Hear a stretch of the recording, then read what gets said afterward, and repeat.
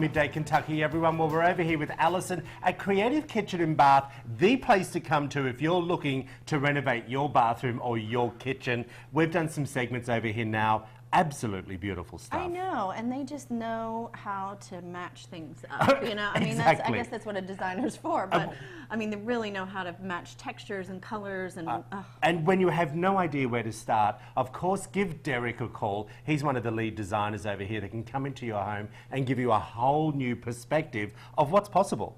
Okay, now, we've done our little spiel for Creative Kitchen and Bath. It's now time to talk about what we are cooking today, Alison. Well, again, all this week, I'm trying to focus in on just some simple, healthy, options. Yeah. And we're going to do roasted root vegetables. Nice. People are always looking for ways to, eat vegetables, different ways of preparing them. And roasting just, again, is one of those things that is very simple to do, but people sometimes are like, I just don't know exactly how. Yeah. And how do you make your vegetables so delicious? And how do I do that at home? Yeah, gotcha. So I have a lot of different combinations. And when I say root vegetables, I'm talking about your beets, your carrots, your Brussels sprouts. And then I have a couple that I like to mix in. Turnips, which is kind of gets a bad rap. People don't eat turnips that often. And then rutabagas. What? A rutabaga. What is that? This is a rutabaga. I've never heard of it. Yeah, so it's like a root vegetable. It almost looks like a potato, but it's a little bit different. It's got a different flavor. So here's what I do. It certainly has a different smell. But rutabaga is wonderful. Okay. So I take all my root vegetables. I'm going to start to prep those up. So with the Brussels sprouts, I just cut the core off the bottom. Of course. And then we can just sit those in a pan and coconut oil, salt and pepper. In the oven they go. Okay. But here's the thing. When you're doing a combination of root vegetables, I don't put them all together on the same pan because they all cook a little bit differently. So the trick is cooking your rutabagas, cooking your turnips, cooking your Brussels sprouts. All separately? Yes, and then combine them so that you have the perfect texture that you need. I never thought about that. Yeah. Because what I would normally do is have a big baking dish, Exactly. salt That's and what most garlic people it, do. put it all in the oven, and then take it all out.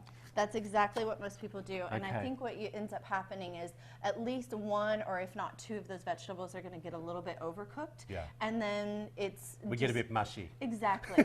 And we don't want mushy vegetables. Exactly. Our kids don't like it and we don't like it. Can I just tell you, and I keep dropping my mic, I'm so sorry, I don't know why that's happening today, but I want to tell you one of my little favourite things about baking a vegetable.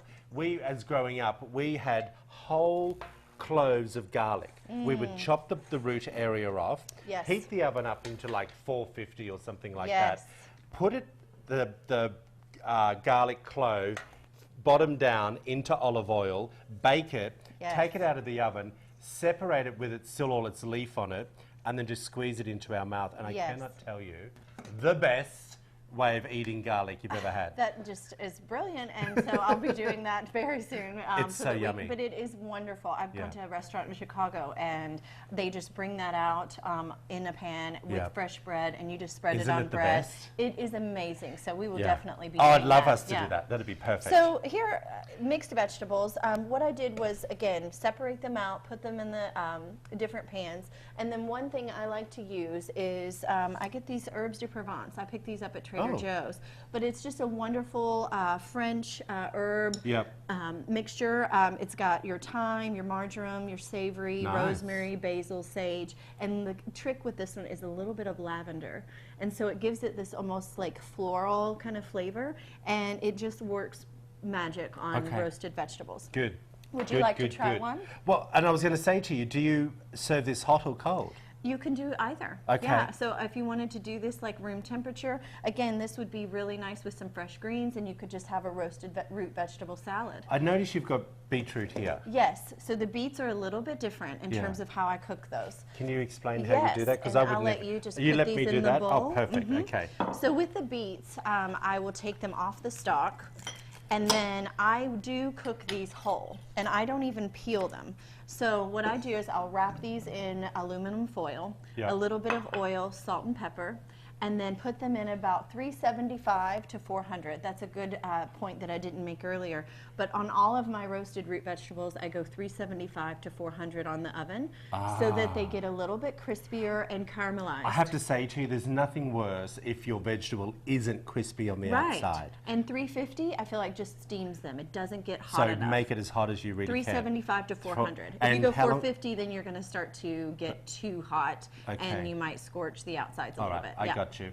So we don't need to soak the beetroot or anything like that? No, I just wrap it in aluminum foil, olive oil, salt and pepper, and let it roast until it's fork tender. All right, thank you so much. If you want to find out this recipe and all the others that we do with this fine young lady, head over to wtvq.com/Midday Kentucky. Or of course, you can check out everything that Alison does over at Wild Time Cooking with the website up on the screen right now. We appreciate you, of course, Thank always. you, We'll be always. right back after this short break.